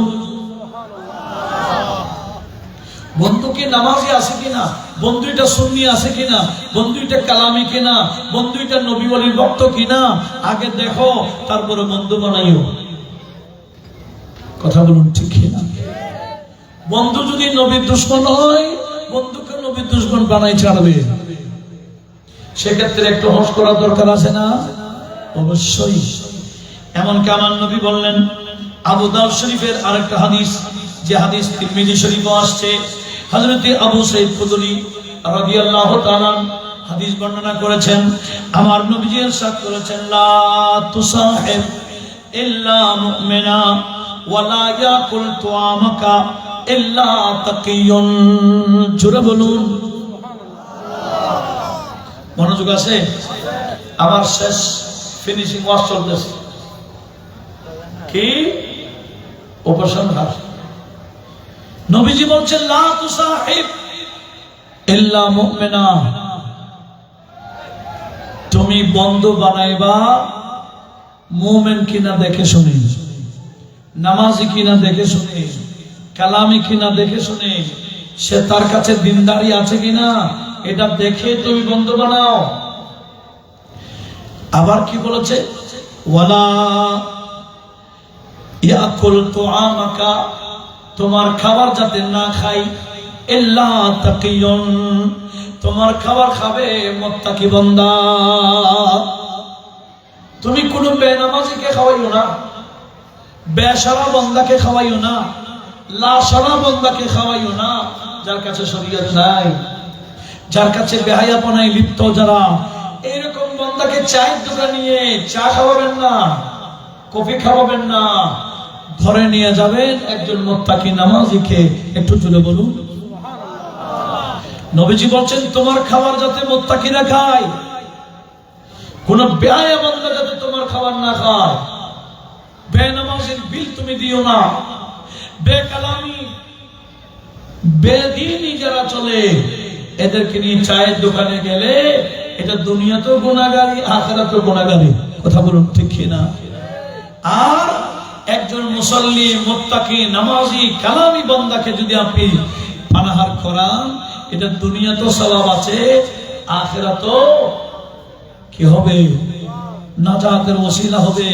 কারণ দুনিয়ার সম্পর্ক সব আখিরাতে বিচ্ছেদ হয়ে যাবে, কিন্তু তাকওয়ার মাধ্যমে যে সম্পর্ক, এটা কিয়ামতের ময়দানে বহাল থাকবে। একটু জোরে বলুন। সেজন্য আমাদের উচিত আমরা যাতে বন্ধু বানাইবার আগে একটু খোঁজ করি, কোন বেনামাজিকে বন্ধু না বানাই। আমাদের দেশে কিছুদিন গত 5 তারিখের আগে অনেক বন্ধুকে নিয়ে সেলফি মারত, এটা ফেসবুকে ডাউনলোড দিত। এখন বন্ধুও গেছে গা, সেও গেছে গা। কি রে ভাই, দুনিয়াতে যদি অবস্থা হয়, একটু আখিরাতের চিন্তা করো না। তুমি বন্ধু যেটাকে বানাইছো, ওই বন্ধুর কারণে তোমাকে এই গাঁটাকা দিয়ে থাকতে হচ্ছে। দুনিয়াতে যদি এই অবস্থা হয় বন্ধুকে যদি, তাহলে আখিরাত অবস্থা কি হবে? ওই বান্দাকে বন্ধু বানা, সুন্নি মুসলমানকে বন্ধু বানাবেন। এই সুন্নিদের নিরাপত্তা দুনিয়া তো আছে, কিয়ামত থাকবে। কথা বলুন ঠিক কি না? সুন্নিরা কথা উলট পালট বলে না। সুন্নিরা আগে যেটা বলেছেন এখনো সেটা বলতেছে। অনেক বন্ধুরা স্বার্থের জন্য আগে একটা পরে একটা বলে, এটা স্বার্থের জন্য। সুন্নিরা আর্থিক দুর্বল হইতে পারে, কিন্তু ঈমান ইসলামের দিক দিয়ে, নবীজির ইশক ভালোবাসা দিক দিয়ে সুন্নিরা এখনো সবল আছে। কথা বলুন ঠিক কি না? আল্লাহ আমাদের সবাইকে, এই সুন্নি মুসলমানদেরকে যথাযথ ভবিষ্যতে এই সুন্নিয়তের ময়দানে এক থাকার তৌফিক দান করুক, আমিন। আজকের এই মাহফিলে যারা যেভাবে শ্রম দিয়েছেন, সহযোগিতা করেছেন, দুনিয়া আখিরাতে সবাইকে উত্তম বদলা দান করুক, আমিন। ওয়া মা আলাইনা ইল্লাল বালাগ ওয়া আখিরু দাওয়ানা আনিল হামদুলিল্লাহি রাব্বিল আলামিন। আসসালামু আলাইকুম ওয়া রাহমাতুল্লাহি ওয়া বারাকাতুহু।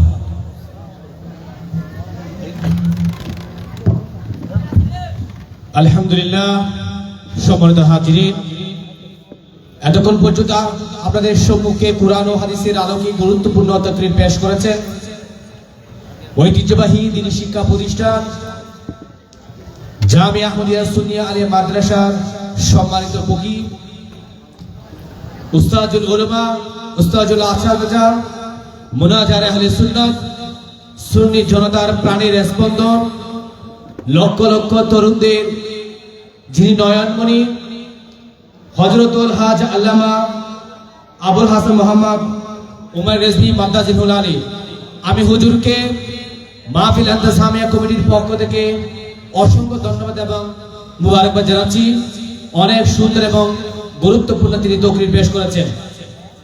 সম্মানিত উপস্থিতি, আজকের এখানে যতটুকু কোরআন ও হাদিসের আলোকে অসংখ্য আলোচনা হয়েছে, এই আলোচনাটুকু যদি আমরা আমাদের মনে আমরা ধারণ করতে পারি, আমরা আমল করতে পারি, তাহলে আমাদের আজকের এই আজিমুস শান সুন্নি সম্মেলনটি সফল ও সার্থক হবে বলে আমি মনে করছি।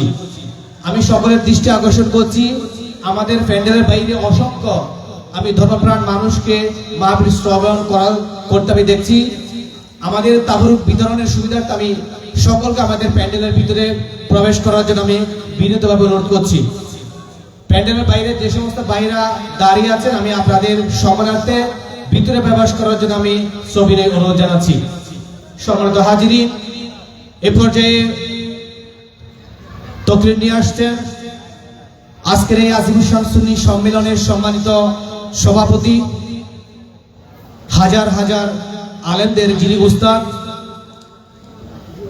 ঐতিহ্যবাহী ফতেপুর মঞ্জুরুল ইসলাম সিনিয়র মাদ্রাসার সম্মানিত সাবেক সহকারী অধ্যাপক হযরতুল আল্লামা জনাবে মাওলানা মোহাম্মদ সুলাইমান আল কাদেরী মাদ্দাজিহুল আলী, হযরতুল আল্লামা জনাবে মাওলানা সুলাইমান আল কাদেরী মাদ্দাজিহুল আলী।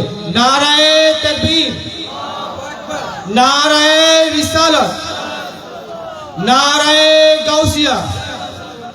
পবিত্র ঈদে মিলাদুন নবী, উলামায়ে আহলে সুন্নাত।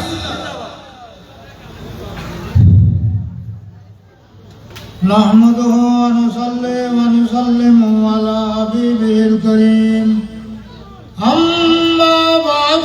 فقد قال الله تعالى عز وجل في شأن حبيبه ومحبوبه ومعشوقه ومطلوبه آمرا ومخبرا إن الله وملائكته يصلون على النبي يا أيها الذين آمنوا صلوا عليه وسلموا تسليما صلى الله على سيدنا محمد وآله وصحبه وسلم صلى الله على سيدنا محمد وآله وصحبه وسلم اللهم صل على سيدنا مولانا محمد وعلى آله سيدنا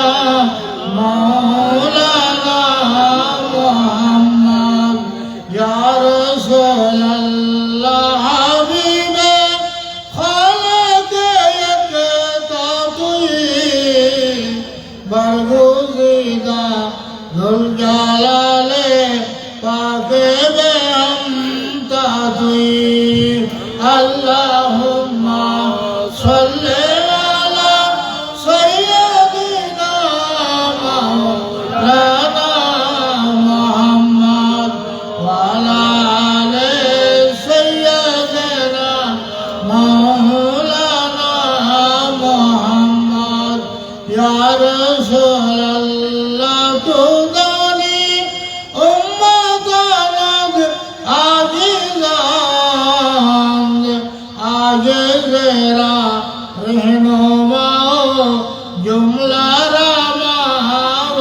رماواتي اللهم صل على سيدنا مولانا محمد وعلى آل سيدنا مولانا محمد صلاة يا رسول الله عليكم سلام يا حبيب الله آفاقی فرقت نمارا یا نبی دل ہوا غم سے دوبارہ یا نبی صلاة یا رسول اللہ علیکم سلام یا حبیب اللہ چاہینا آتا ہے میرے دل کو تمام نام لے کے ہی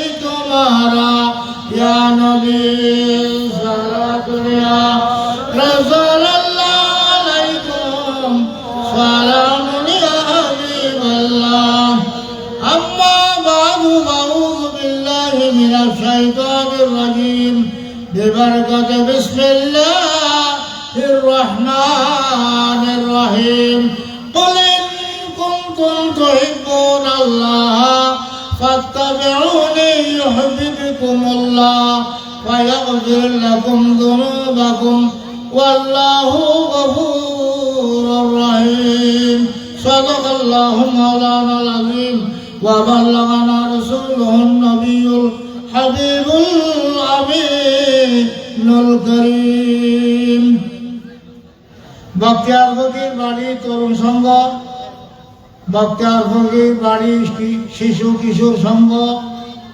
এর উদ্যোগে আয়োজিত পবিত্র ঈদে মিলাদুন নবী সাল্লাল্লাহু আলাইহি ওয়াসাল্লাম ও হযরত বারজি আব্দুল কাদের জিলানী রাদিয়াল্লাহু তাআলা আনহু এবং বক্তিয়ার ফকির রহমাতুল্লাহ আলাইহি ফাতিহা ওয়াল উদ্যাপন উপলক্ষে আয়োজিত আজিম শান সুন্নি সম্মেলন চট্টগ্রাম বিশ্ববিদ্যালয় রেল ক্রসিং এর পশ্চিম পাশে বক্তিয়ার ফকির বাড়ি সড়ক সংলগ্ন ময়দান। এতে প্রধান অতিথি হিসাবে উপস্থিত ছিলেন হযরতুল আলহাজ আল্লামা অধ্যক্ষ মোহাম্মদ হাসান রাজা কাদরি মুদ্দাজিল্লাহুল আলী, অধ্যক্ষ উরকিশোর মোহাম্মদিয়া গৌসিয়া সুন্নিয়া সিনিয়র মাদ্রাসা এবং প্রধান বক্তা হিসাবে উপস্থিত ছিলেন হযরতুল আলহাজ আল্লামা আবুল হাসান মোহাম্মদ ওমাইর রেজভী মুদ্দাজিল্লাহুল আলী, ফকি জামিয়া আহমদিয়া সুন্নিয়া আলিয়া মাদ্রাসা সুরা শহর চট্টগ্রাম এবং উদ্বোধক হিসাবে উপস্থিত ছিলেন জনাব আলহাজ মোহাম্মদ শফিক উম্মানি। তারপরে বিশেষ ওয়াজিন হিসাবে উপস্থিত ছিলেন হযরত মাওলানা মোহাম্মদ মিসবাহ উদ্দিন বদরি মুদ্দাজিল্লাহুল আলী। বিশেষ বক্তা হিসেবে উপস্থিত ছিলেন আলহাজ মাওলানা মোহাম্মদ আব্দুল মান্নান সাহেব, হযরত মাওলানা হাফেজ মোহাম্মদ জাফর আহমদ আল কাদরি, হযরত মাওলানা মোহাম্মদ আবু সাইবা মুসা কাজেম, হাফেজ মাওলানা মোহাম্মদ হাবিবুল্লাহ এবং মঞ্চে উপস্থিত রয়েছেন হযরতুল আলহাজ আল্লামা মাওলানা নূর আহমদ এবং আরো উপস্থিত রয়েছেন হযরতুল আলহাজ আল্লামা মাওলানা মোহাম্মদ কামাল উদ্দিন সহ অপরাপর হযরতুল উলামায়ে কিরাম উপস্থিত ব্রাদারান ইসলাম শফিউ উম্মতে মুহাম্মদি সাল্লাল্লাহু আলাইহি ওয়াসাল্লাম, আসসালামু আলাইকুম ওয়া রাহমাতুল্লাহি ওয়া বারাকাতুহু। আমি আল্লাহ পাক রব্বুল আলামিনের দরবারে আপনাদের শুকরিয়া আদায় করছি যে রব্বুল আলামিন হাকামুল হাকিমিন আমাদেরকে আসরের নামাজের পর থেকে এতক্ষণ পর্যন্ত নূরানি মানি কোরআন হাদিসের মাহফিলের মধ্যে আল্লাহ পাক রব্বুল আলামিন উপস্থিত রেখে কোরআন এবং হাদিসের বর্ণনা এবং প্যারা নবী রহমতুল্লাহ আলামিন সাল্লাল্লাহু আলাইহি ওয়াসাল্লাম আল্লাহ পাক রব্বুল আলামিনের কোরআন সুন্নাহর আলোকে ওয়াজ নসিহত শোনার তৌফিক দিয়েছেন এবং সেগুলোকে যথাযথভাবে আমাদেরকে আল্লাহ আমল করার তৌফিক দান করুক, আমিন। হযরত আলহাজ আল্লামা ওমাইর রেজভী সাহেব আপনাদের সম্মুখে যে কথাগুলো কোরআন হাদিসের অকাট্য দলিল হিসাবে বর্ণনা করেছেন সেগুলো যদি আপনারা আমল করে দুনিয়া থেকে যেতে পারেন তাহলে আপনাদের জন্য অবশ্যই আল্লাহ পাক রব্বুল আলামিন বেহেশত নির্ধারণ রেখেছেন। কারণ নবী পাক সাল্লাল্লাহু আলাইহি ওয়াসাল্লাম ইরশাদ করেছেন হাদিসে পাকের মধ্যে, ইয়াকুনু ফি আখিরি জামানে দাজ্জালুনা কাযাবুনা ইয়াদুনাকুম মিনাল হাদিস। নবী করিম সাল্লাল্লাহু আলাইহি ওয়াসাল্লাম ইরশাদ করেছেন কিয়ামতের আগে নবীর উম্মতের উপর এমন একটা সময় আসবে যে সময়ের মধ্যে অনেকগুলো মৃত্যু এবং দাজ্জাল বের হবে। এমনি তো হাদিসে পাকের মধ্যে আছে কিয়ামতের আগে 30 জন দাজ্জাল আসবে, আসল দাজ্জাল ছাড়া 30 জন দাজ্জাল আসবে। এরা দুনিয়ার মধ্যে এসে মানুষের ঈমান হনন করবে। তো নবী ইরশাদ করতেছেন ইয়াতুনাকুম মিনাল আহাদিস, তাই দাজ্জালরা আপনাদের সামনে অনেক হাদিস বর্ণনা করবে। লা তাসমাউ আবাকুম ওয়া আনতুম, আপনারা যে হাদিস শুনেন না, আপনাদের বাপদাদা যে হাদিস শুনে নাই সেসব হাদিস আপনাদেরকে বর্ণনা করবেন।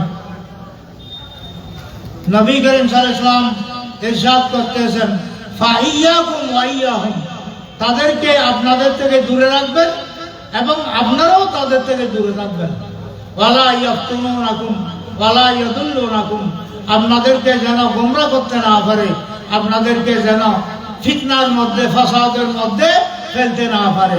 কারণ আপনারা দেখতেছেন অনেক মসজিদের মধ্যে মুসল্লি সাথী তারা মেয়েদের মতো বুকের মধ্যে হাত বাঁধে, তাকবীরে তাহরিমার পর হাত বাঁধে কোথায়? বুকের উপর। কিন্তু কোরআন হাদিসের মধ্যে বুকের উপর হাত লাগার কোনো বিধান নাই, কোনো বিধান নাই। যেই বিধানগুলো কোরআন হাদিসের আছে সেগুলো হয়তো ইসলামের সূচনা যুগের কথা। পরবর্তী নবী করিম সাল্লাল্লাহু আলাইহি ওয়াসাল্লাম এই হাদিসের উপর আমল করার জন্য উম্মতে মুহাম্মদীকে নিষেধ করেছেন। আমরা হানিফি মাযহাবের অনুসারী আমাদের হানিফি মাযহাবের দুনিয়ার মধ্যে 3 ভাগের 2, 4 ভাগের 3 ভাগ মানুষ হানিফি মাযহাবের অনুসারী। এরা নিয়ত বাঁধে তাকবীরে তাহরিমা করে, নিয়ত বাঁধে তাদের নাভির নিচে। এটা হচ্ছে হানিফি মাযহাবের অনুসরণ, নিয়ম, বিধান। আর আপনারা অনেককে দেখবেন শিরার ঘর মেয়েদের মতো তারা হাত বাঁধে। এরা হচ্ছে আল হাদিস সলফি।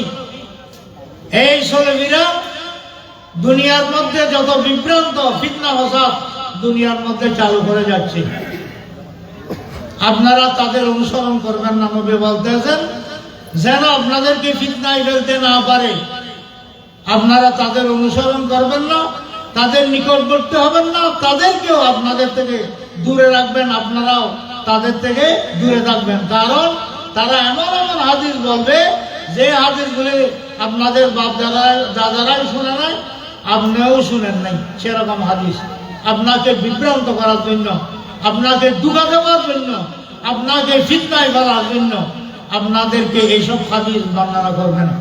তারা বলবেন এটা বুখারী শরীফের হাদিস, অথচ বুখারী শরীফের কি নাম তাকে জিজ্ঞেস করতে বলতে পারবে না। সে বলবে বুখারী শরীফের নাম বুখারী শরীফ, আসলে বুখারী শরীফের নাম বুখারী শরীফ নয়। এগুলোকে মানুষকে ধোঁকা দেওয়ার জন্য তারা বলে। আপনারা তাদের থেকে সতর্ক থাকবেন। তারা আপনাদেরকে হানিফি মাযহাব অনুসরণ না করার জন্য এইভাবে তালিম দিলে, শিক্ষা দিলে, আপনারা তাদের শিক্ষা গ্রহণ করবেন। নবী বলতেছেন আপনারাও তাদের থেকে দূরে থাকবেন এবং তাদেরকেও আপনাদের থেকে দূরে রাখবেন, যেন আপনারা দুগাই না করেন, ফিতনা ফাসাদের মধ্যে না পড়েন। এবং আরেক ব্যক্তি দেখবেন নামাজের মধ্যে ফরজ নামাজের পর সালাম ফিরিয়ে উঠে যায়, অথচ সালাম ফরজ নামাজের পরে দোয়া করা এটা গুরুত্বপূর্ণ সময়। আপনি গুনাহগার হতে পারেন, আপনার দোয়া আল্লাহর দরবারে কবুল না হতেও পারে, কিন্তু এমন ব্যক্তি জামাতের মধ্যে রয়েছে তাদের হাতের উসিলায় আপনার দোয়া আল্লাহর দরবারে কবুল হয়ে যাবে। কিন্তু তারা নামাজের পর সালাম ফিরিয়ে দোয়ার জন্য অপেক্ষা করে না, উঠে যায়, চলে যায়, বলতেছে দোয়া আর কি, দোয়া কি জিনিস আবার। অথচ কিতাবের মধ্যে আছে নবী পাক সাল্লাল্লাহু আলাইহি ওয়াসাল্লাম সাহাবা کرامদেরকে নিয়ে নবী করিম সাল্লাল্লাহু আলাইহি ওয়াসাল্লাম জামাত সহকারে দোয়া করেছেন এবং সাহাবায়ে کرام ফরজ নামাজের মধ্যে দোয়ার মধ্যে শরীক হয়েছেন। সেজন্য আপনাদেরকে বলছি নামাজের পরে দরুদ শরীফ পড়বেন। আমরা সালাম ফিরানোর পরে সুন্নি আকীদার বিশ্বাসী যারা আছি, আসসালাতু ওয়াসসালামু আলাইকা সাইয়্যিদি ইয়া রাসূলুল্লাহ, আসসালাতু ওয়াসসালামু আলাইকা সাইয়্যিদি ইয়া হাবিবাল্লাহ, আসসালাতু ওয়াসসালামু আলাইকা সাইয়্যিদি ইয়া রাহমাতাল লিল আলামিন, এই বলে নবীকে আমরা সালাম জানাই। জানাই কিনা? জানাই। এরা উড়ে যায়, এগুলো করে না। হযরতে আব্দুল্লাহ ইবনে ওমর রাদিয়াল্লাহু তাআলা আনহুমা থেকে বর্ণিত আছে, উনি বলতেছেন আন্নাহু কাল আদ-দুআউ মাওকুফুন বাইনা সামাই ওয়াল আরদ লা ইয়াসআদু মিনহু শাই। আসমান এবং জমিনের নিচে ওই সমস্ত দোয়া লটকে থাকে, এর থেকে আল্লাহ কিছু অংশ কবুল করেন না। হাত্তা লা ইউসাল্লি আলাইকা, যতক্ষণ পর্যন্ত নবীর উপর দরুদ শরীফ না পড়ে।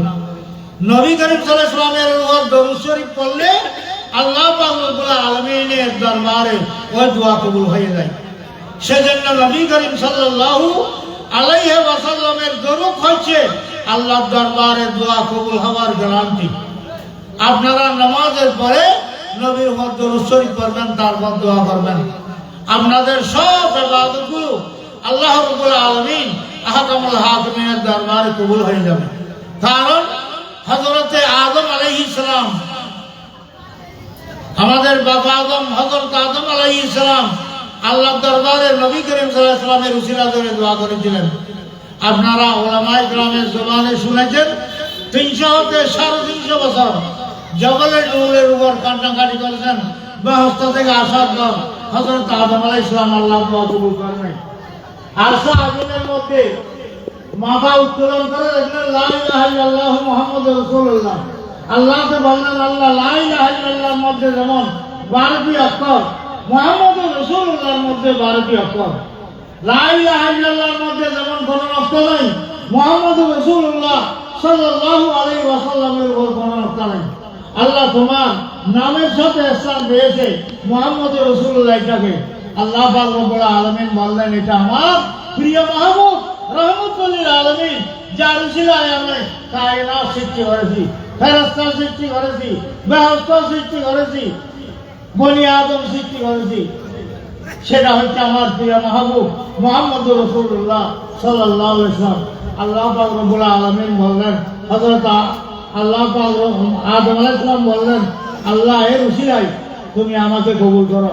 আল্লাহর সাথে সাথে হযরত আদম আলাইহিস সালামকে 300 বছর কান্নাকাটির পরে কবুল করে নাই, নবীর জবানে পাকের নাম নেওয়ার সাথে সাথে আল্লাহ কবুল করে নিলেন। সুবহানাল্লাহ। সেজন্য জালালউদ্দিন রুমি রহমতুল্লাহ আলাইহি বলতেছেন আবার নামে মুহাম্মদ রা নয়াওয়ার বেশবি আদম নাদম ইয়া ফতে তবা নাম আগর কেনা যায়না। হযরত আদম যদি নবীর নাম না নিত লক্ষ লক্ষ বছর কান্নাকাটি থাকলেও আল্লাহ কবুল করতেন না। হযরত নূহ আলাইহিস সালাম নবী করিম সাল্লাল্লাহু আলাইহি ওয়াসাল্লামের নাম নিলে সৃষ্টি থেকে নাজাত পাতেন না, মুক্তি পাতেন না। সেই নবী মুহাম্মদুর রাসূলুল্লাহ সাল্লাল্লাহু আলাইহি ওয়াসাল্লামের উসিলা করে আল্লাহর দরবারে দোয়া করতে হবে। আল্লাহ পাক সে দোয়াকে কবুল করবেন। নবীর নাম ধরলে গ্যারান্টি